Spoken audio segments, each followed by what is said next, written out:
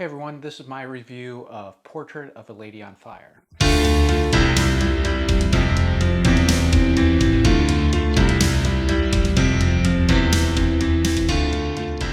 Okay, so I finally got to see Portrait of a Lady on Fire. I know that technically it came out in 2019, but it was released, I think, in Cannes first, and then it came out internationally. And then it did open in select theaters, I think probably only in New York and LA in December of 2019. And so it wasn't widely released in the US until 2020. So I'm considering it for these purposes of 2020 release, it doesn't really matter. So let's just get to my review. Right off the top, I loved it. It was a great historical drama, a great love story, and it was a great story of an artist, kind of coming into their own. So that's three types of movies that I really like, and it was all combined into one. So that was great. It didn't bother me, the subtitles. Sometimes you get a foreign movie with the subtitles, and it can kind of be taxing to read them. I don't mean to paint in a broad brush. I do like foreign movies, but sometimes it's just hard to get into them. This was not one of those movies. I felt like it was very easy, and I think probably the slow pace and there wasn't so much dialogue, it probably made it easier. If it's really fast paced with a lot of dialogue, that probably can be a little bit tougher.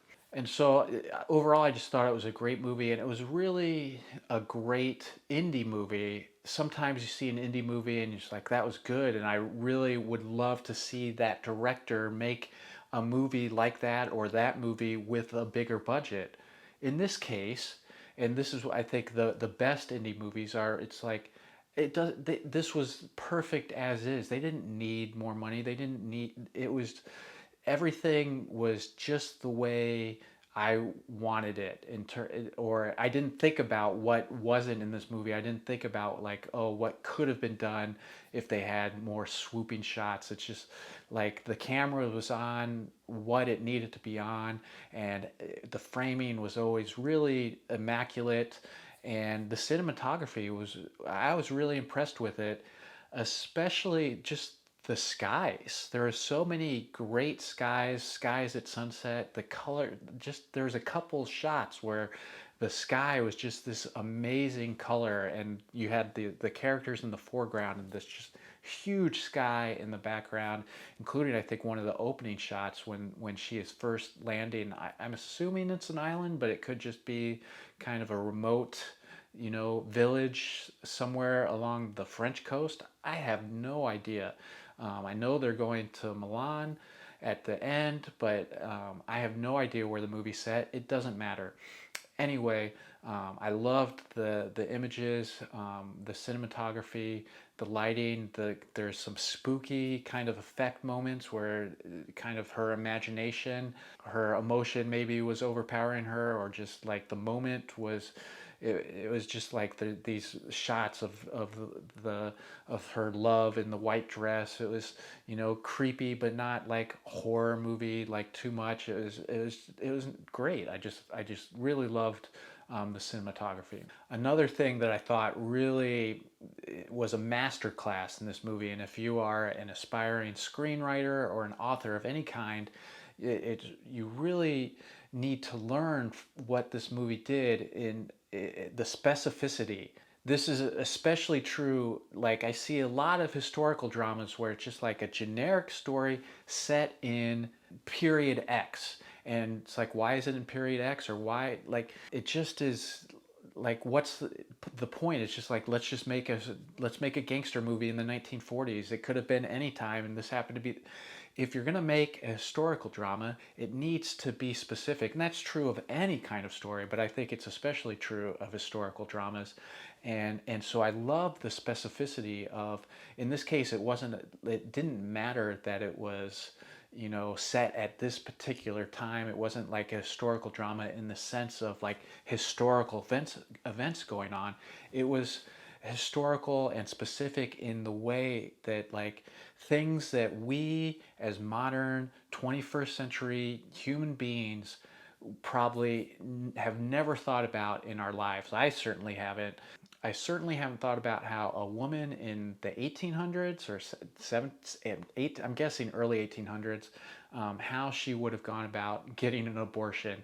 And so that little side plot, I thought was really good, really gripping. It's because we have never seen it, but it was very specific in the way they handled it. And those are the types of moments that you have to have for your movie to be compelling and be people are going to want to watch it.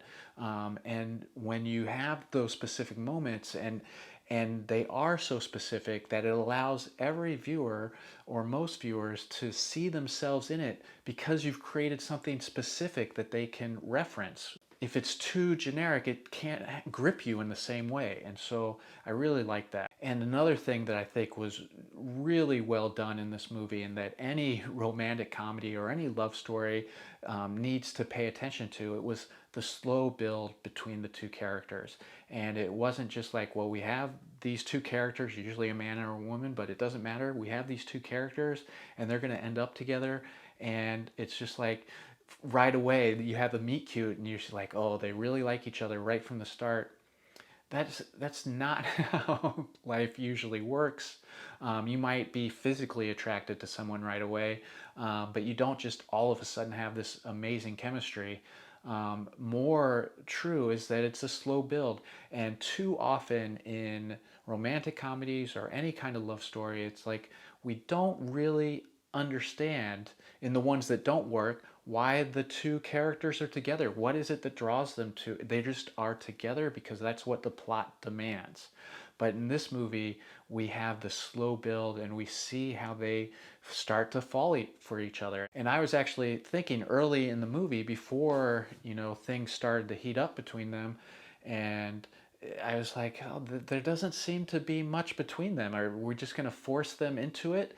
And then it's like, oh, now, like, and I think especially that moment at the bonfire, obviously, and they refer back to that later as like the moment that the one wanted to kiss the other. But even like the scene when they're playing the card game, at the table, and you can start to the laughter, and they're like, oh, they're building a friendship and they're building a relationship. And so it when it gets to, you know them finally falling in love with each other, it's earned. And I think that's the most important thing, is that this movie earns its ending, and that's why when we get to the ending it is so amazing. It was just heart-wrenching, not the leaving that, like, we've seen that plenty of times in movies, we've all dealt with that.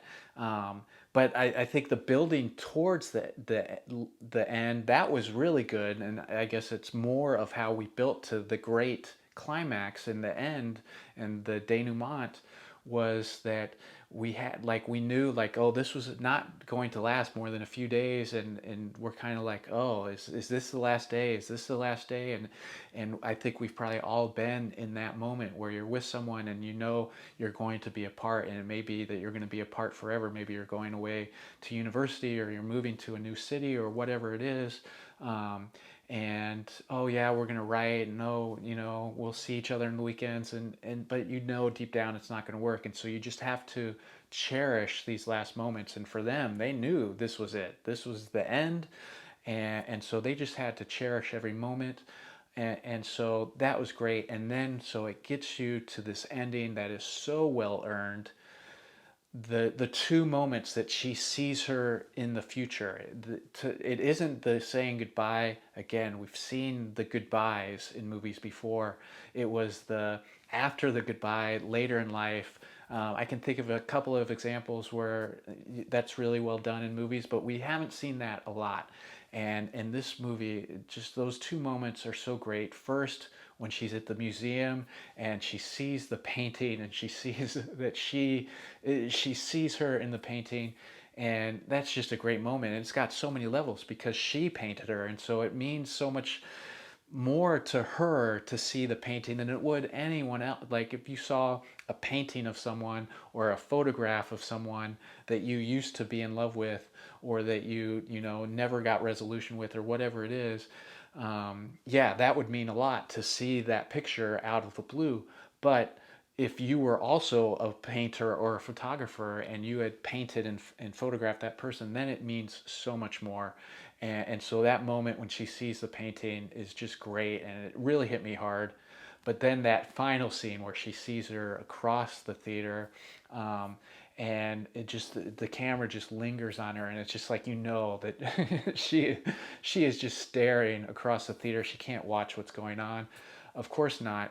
And as I knew the movie was, it's like, okay, it's gonna fade to black, and if there's one thing that I would change about the movie, and it's just my own quibble, because otherwise I think it was fantastic. I just wished that she had turned to the camera, and then that's when we cut. And it's like, what does that mean? Did they see each other even though they said that she didn't see her? Or it's just like, you know, is she looking at us, the audience? Whatever. Like, it could have meant a lot of different things, but I just wanted her to turn and look, because I wanted her to acknowledge her or see her in some way.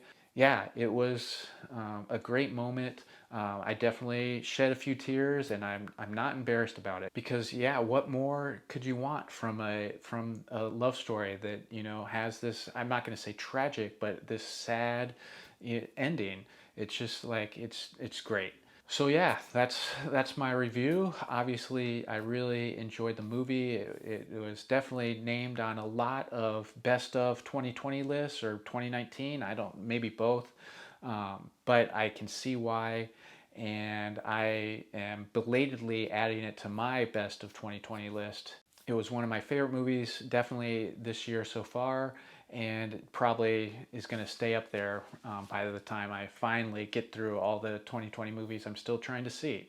So that's it for my review. Thanks everyone for tuning in. If you like the video, please like or subscribe to my channel. I would really appreciate it, and hopefully I will see you again next time.